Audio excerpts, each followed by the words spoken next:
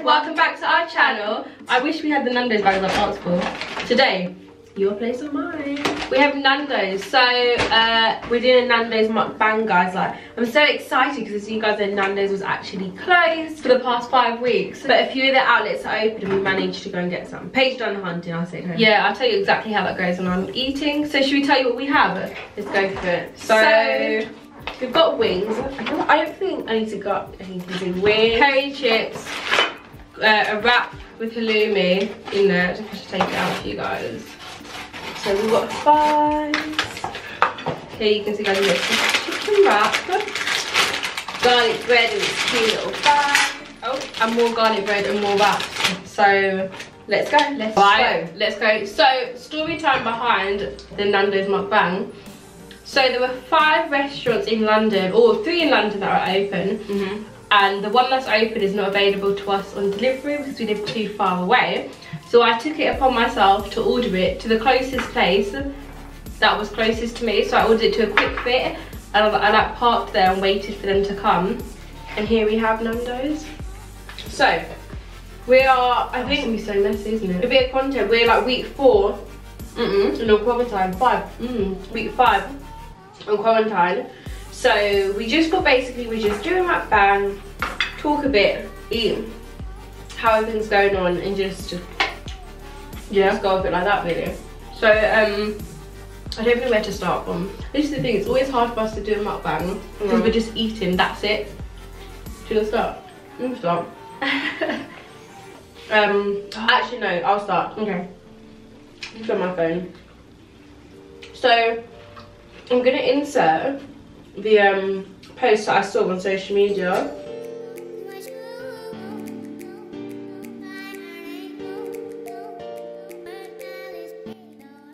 We were deep in that, we were all in lockdown. Week 2 was house party. Week 3 was Instagram lives. Week 4 was sprinkle cake. And week 5 was influencers getting exposed. So let's take it week by week. Week by week, so it was week 1. We're deep and we're in lockdown. Reality's hitting, supermarket running up and down like headless chickens. Sorry, enjoying that. So I put halloumi as well in the wrap. Okay, so week 1, I remember we were running up and down in a supermarket, and we'll probably insert a clip in this. And we couldn't get toilet tissue. If we couldn't get toilet tissue, everyone was stockpiling. There were massive queues. Yeah, pasta. You know, pasta. Anything that wasn't perishable. Basically, you couldn't basically get in the shop, and that was the first week. And I think that's when everyone was quite anxious yet excited about everything. I think that's fair to say, right? Yeah, because I remember when I went to Waitrose, literally there was nothing, and there was still no like social distancing policy of like having a restricted amount of people in the super. Not in the beginning. I think we weren't there like yet. So that was week 1, just getting trips and working from home. Like I feel like it was just. Week 1 was a bit overwhelming because it was like just trying to change and adapt to everything going on. Whereas now it's like week 5, I like feel more used to working from home, if it's fair to say. Yeah. Right. Wait there, guys, because I thought week 2 wasn't eating so much. I'm making such a mess. Week 2 was all about house party. So I remember when everyone was on house party and everyone was print screening on their stories. Oh, house party last night, or I'm on house party like 8 o'clock, and we definitely joined house party. And we'd put makeup on just to join house party. Do you remember? We get our makeup on, like, yeah, we're gonna look for a mortgage and play Knock Down Ginger. House party was good, but then they said that it was like everyone was being hacked and it died up. But it's funny how it literally picked up in 1 week. Week 2 was like nobody cares anymore. But I think it was good though. I think we're all like sheep. So like whatever the trend is, everyone just latches onto that. Yeah, but then I suppose everyone's on house party. And we were just like, oh, let's go on it because we can talk to everyone else. No one was really on like let me face them. It was about the group. Would you go on it now? Being in week 5? No. Why? I went on it because it was like entertaining, but I wouldn't go on it now. I feel like I'm past it. Do you know what I don't like with house party? Is it notifies everyone. And when you're in a locked room with someone, it's just saying my business. Like, what if it's to be in a locked room and nobody know my business? Yeah, everything's. But like, I remember we was in a house party, so like when random people would just join. I remember. But no, it was good though. But I think it was good because you're able to like talk to people. She don't even disconnect it. I don't know, people say there's a way to open wraps and I don't really know it. That was the wrong way. You're supposed to rip it in half.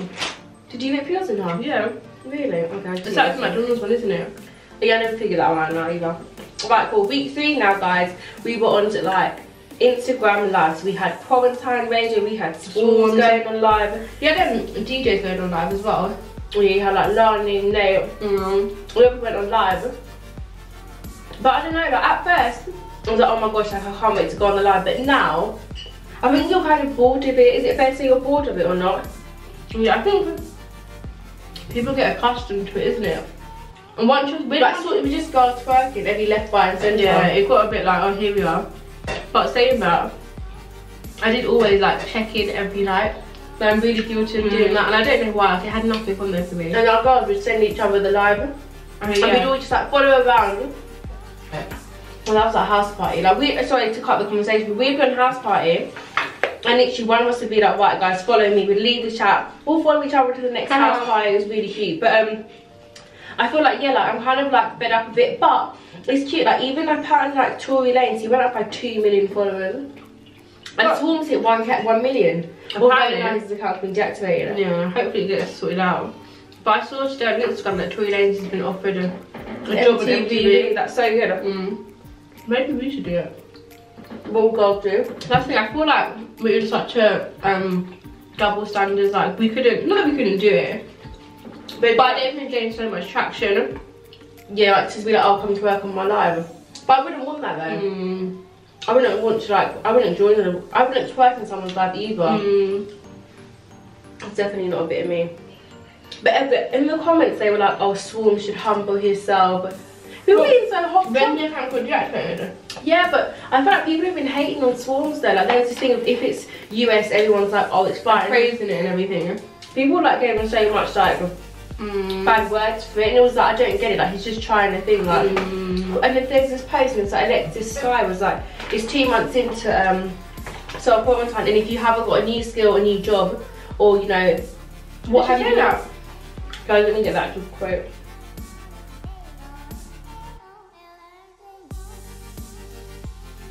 It's 2 months into quarantine. If you haven't changed spiritually, mentally, physically, or learned a new skill, ask yourself, what am I really doing?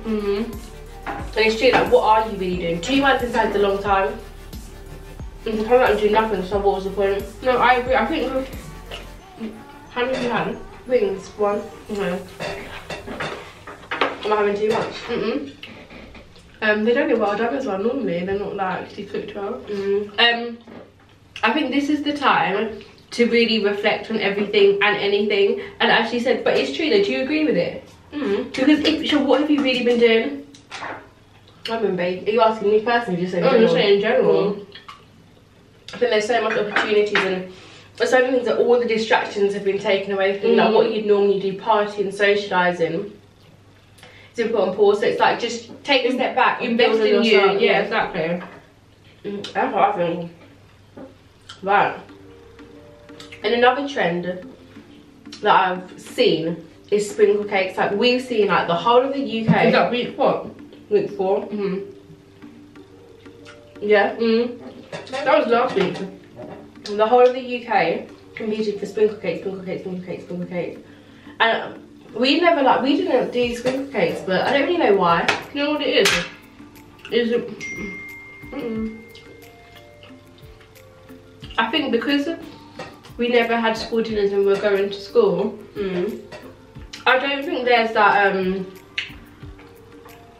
there's not that like passion to do it, and I think if so many people are doing it, why enter and do it as well? And of course you can do it better, but it's so saturated. I just don't see the I feel like cupcakes and cakes were good enough for us. And as Paige said, like literally having school dinners for us was the punishment. Like we hated school dinners with a passion. We had like packed lunch and like had a cute little packed lunch box. And like, I don't want to say it's basic, but here she goes. It is basic. In it, like in a nutshell, it is. Do you know what I mean? And at the moment, the only reason it's growing up, as you say, is we were like sheep, as you call it. And it's the crave, and everyone wants to be able to put it on their story and be like, oh, shout out this.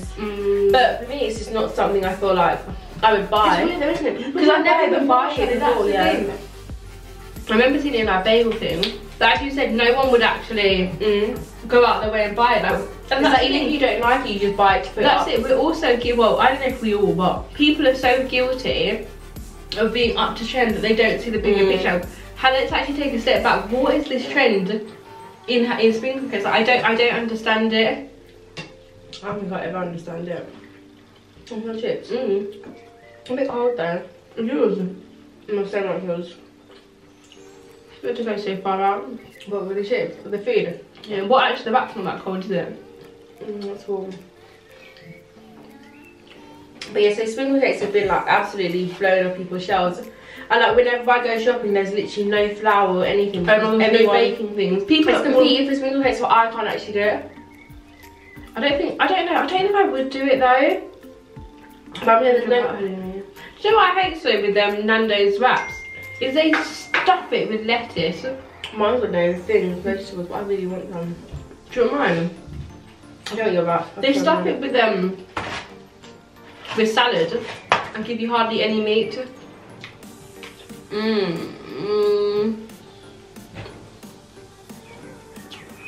So nice. So guys, fast forward on the weeks now. Week 5, we have influencers being exposed for previous tweets. So this came out yesterday. Yeah.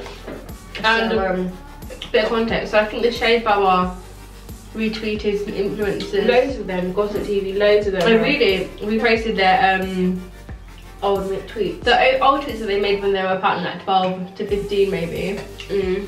And the influencers' reactions to this has been, they varied. I feel like some have been genuine, some aren't as genuine. And you can feel that in comments, in the comments under people's things. But the thing is, and I suppose everyone said things perhaps in the past that they're probably not proud of, that they shouldn't have said. But the question is, when do you accept that? Are we supposed to think, okay, wasn't it when you were 15? So it's okay, or was it a thing where, like, what happens now? But this is the thing, it depends now. I feel like a lot of these influencers are looked up as role models. Some of them we've even wanted to do collabs with. But look, going forth, I think, but would I want to do a collab with you still? And I understand that some things said in the past you don't necessarily remember. We've never had Twitter, so I don't understand this feud of saying things in the heat of things. Is it for the week? And I would never understand that context of it because I've never had Twitter. Yeah. But I feel like the thing to think is, I understand that everyone's got things they're not proud of, but I think looking at it, you look at these influencers like your big sister, or you know, you look up to them and you think, well, if you feel like that, or if you actually said that, you're actually not my big sister, you're actually not someone I look up to. And I guess people like people when there are similarities. And you think, oh my gosh, you're like me, like you're so inspiring. Yeah, I can sort of see myself in you. Had you been like this big old influencer and like tweets, at least obviously you don't have Twitter. Yeah. What would your approach have been to apologise? Because I feel like that's another issue. Some people have just been like, you know, I'm not like that now, so it is what it is. And some people have just done a tweet and some people have done videos. So yeah. What would you have done? Okay, me personally, I think a tweet is absolutely ridiculous. Like the fact that you think that you can make the comment on Twitter and then you can sit back on your sofa on a Monday afternoon, write it in your notes, and you send it to a few of your friends that are really good at English and say like, oh, what do you think, help me make edits, and then you post it on your Twitter and then you want to act like everything's okay. I think that is completely out of order. I think I would have made a video, and I think people have said Nella's video has been really good, and I think it's got a lot of traction. But I think what was good about her is she gave us content, and she was trying to allow everyone to explain her headspace. Like she was at the time. Yeah, she was acknowledging it was that it was wrong, and again she was trying her best to make everyone else understand. Which I respect, because at the end of it, she could have just done a tweet and just been like, oh, I apologise guys, that's not me. But she kind of done it from a different standpoint, and we get you're not proud of it, we understand that, and who are we to judge at the end of the day? Obviously we all know right from wrong and what should not have been said. Yeah, but saying that, we're talking about the fact that she made a video, which is amazing and that's great, but she's still getting paid from that video. Think about it, the more we're like, oh, did you see her video? The more views she gets, the more money she gets out of it. And I guess it's like, I feel like you can't win. I feel like it's bigger than that though, because For instance, for these social media influencers live off us in terms of endorsements on companies. So for me, I remember when I'm a Celebrity was on, and there was a guy in there, and I don't know what he said before in the past, and they withdrew him from the show. Did he actually come out of the show, Shadow? They pulled him from the show, and he had to address the tweets. And I think you've got so much endorsements, brands around you, so you have to put yourself in this good public image. But I think from everyone else, we don't want to feel like, oh, you're just putting on this face for the social media, which I obviously believe isn't the case because you were younger. But I think blaming it on, oh, I was young, I was immature. I mean, but you have to. Going back to the young thing, when is it acceptable, or when is it like, well, actually you had common sense, you knew what you were doing? Because if you go back to like, I know, because Idol's sister's 12, right? Yeah. And I can never imagine her like saying, and that's the thing, like, not if we were like, yeah, if someone was 12 now and said it, it would not be acceptable. No day, no time of the day at all. I don't know, because the way how I see it, right, I can finish eating, is if we go back to, well, actually, what age can you be charged for doing something? And I'm pretty sure 11 or 10. I'm pretty sure it's 11 or 12, because legally or socially it's agreed that you've got some type of common logistic understanding of wrong and right. And that's why I'm a bit more pragmatic. I'm like, well, actually, if you were 15, then you kind of had a good understanding of what you were saying. And I understand that, okay, you could have been 15, you could have been in a completely different mindset to what you're in now, and that's fine, and that's understandable. But actions do have consequences. No, I get it. And I think what's worse is because what they stand for, like, they're all like for like women empowerment, especially when it comes to race. They're all about that, and it's really nice to see it. But again, it's a social thing, because socially people were like picking on different races. You were then treated, and now because we're in an era where it's like, oh, we're empowering females, you know, race is it's so much like, it's like, well, actually, because we're doing that, I want to advocate for that, and I'm going to be influenced, and that's what I'm going to stand for. And it's actually like, well, actually, what do you actually really value? Because people buy you, and if are you really what we're seeing? But as I said, I do think this is something why, for instance, Twitter and Instagram have minimum age requirements, because you put something up and it's going to be there forever. So if you are of an age to think, I can have this account, I can say certain things. Yeah, people always say whatever you put out that it will follow you. So I remember we heard that once. Where did we hear it from? Someone said, well, even when you're like applying for a job, like they're like, whatever you put out there will always follow you. Like, imagine if you were CEO, would you like that to be there? But I mean, if it was 12 years old, they said some of these comments, and it's going to be surfaced and they're like 23, 24, 25, 10 years past, I don't think I really care about, I care about what's been said, but I don't care about it now, because it's happened and it's already gone. And what my main concern is well, actually, when you look at things like the Shade Borough, well, actually, to a certain extent, they're endorsing it. And I think people forget that, like, these are the same people that will say things behind their keyboard, won't say anything to anyone's faces, and it's like, well, actually, they are still people. I'm pretty sure the people that are commenting have said something. And even wait, just sorry to cut you, but even look at those tweets. Did anyone in 2013, when they made those comments, actually pull them up, or was there more people liking it or putting the laughing emoji? But then sort of give some background. I feel like that is because of the era that it was in. And as Nella said in her video, we're basically the same age as Nella, so we know, like, what she said, it is true. She didn't lie about anything and put it at a different frame. She's correct, and that's exactly it. I understand that, yeah, people probably would have laughed, and a lot of people maybe wouldn't have been like, that's wrong, that's out of order. I completely get that, but I just feel like it's one of them things where it should be a lesson to other females, men in general, that whatever you put out there will always be there. Just because things are a trend doesn't mean you should do it. Just because everyone's bullying one person doesn't mean you have to throw your one comment. And I completely hear, I believe all the girls, you've all changed, and I don't think you still mean it now. And obviously the way you've chosen to apologise is how you choose to apologise, but I think it's a lesson for us all to learn. Do you know what I mean? Like, yeah, I think, and for the, like, other people that are on Twitter, I think take that as a case. Don't take the lesson. Don't just think, what's it called, them type or keyboard warriors. As Shanae was saying, I think it should be a bigger lesson learned to other people using Twitter,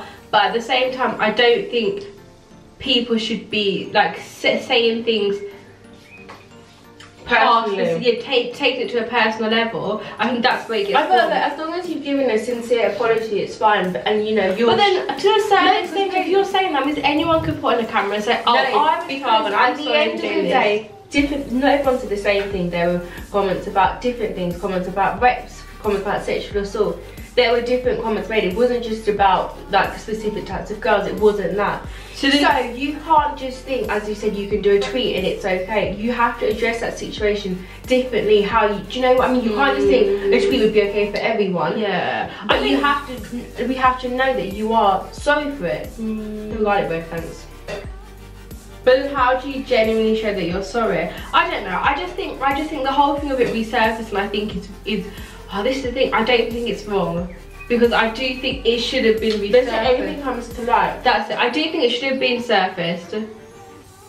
Resurfaced. Yeah, I think it should have been resurfaced, and I think it's now up to influencers to address this, because actually, let's take race out of it. If it was someone of a different race that was in a high position, we would probably scrutinise them a lot more. We'd probably want them to get up on that pilgrimage and apologise. And I think that's why I want to have like a consistent approach with it. But as they've apologised, well, as some of them have apologised, because those that are just doing the tweets and leaving it there, so then it doesn't feel organic. It's just what you said was more than just it's not just a wipe off the table and, you know, tomorrow we can lay it again. Yeah, it doesn't actually work like that. But I thought, as I said, you have to just really address the situation with caution.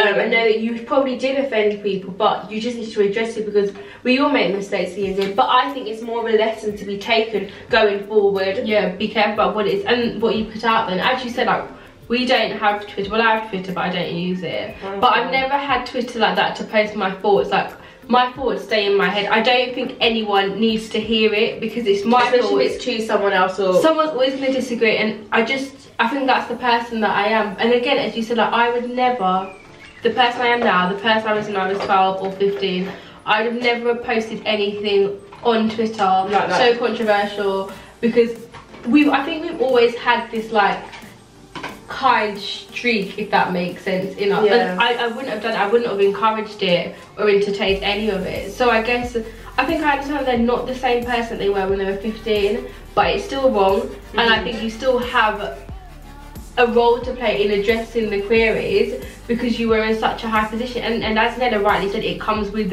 your job description. You know, what you do will come to light, and you've got to address it.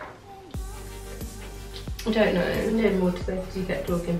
So did I cut you off? No, I was thinking, got anything else to say? No, I'll think about it now. But like I said, as you know, you can't cry over spilled milk. So yeah, you address the situation and go proportionately. Then like, I think it's better if we all make mistakes. We've all done stuff that we're not proud of. But do you think it should be a point where, okay, how about this? Should they lose followers? Should they lose brand deals? Like, how far of an extent does that lesson look like? So this is the thing. I think even if I think you will lose followers, because you offend people. Regardless, if some people won't take that apology so lightly, which is understandable. There are some girls, for instance, who have gone through life and who have never shamed another race, who've never spoken down and thought you are a role model. So to them, they might think it, they don't say it. Exactly, and the fact that you vocalise, they think you're not who I actually thought you were.